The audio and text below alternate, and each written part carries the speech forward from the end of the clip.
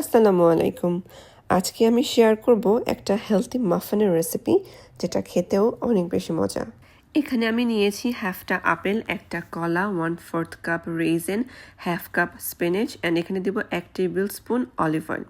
এখন আমি সবগুলোকে ভালোভাবে ব্লেন্ডারে ব্লেন্ড করে নেব। ব্লেন্ড করার সময় আমি একটু মিল্কও অ্যাড করব যাতে ভালোভাবে আমি একটা সফট পেস্ট মেক করতে পারি।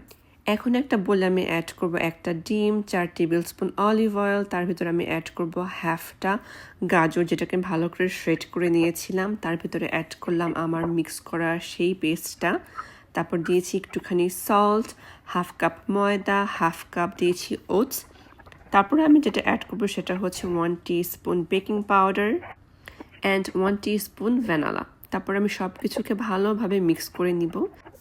খেয়াল করে দেখবেন এখানে কিন্তু আমি কোনো প্রকার সুগার ইউজ করিনি। আমার এই মাফিনগুলোকে সুইটনেস দিবে হচ্ছে আপেল, কলা অ্যান্ড রেজিন।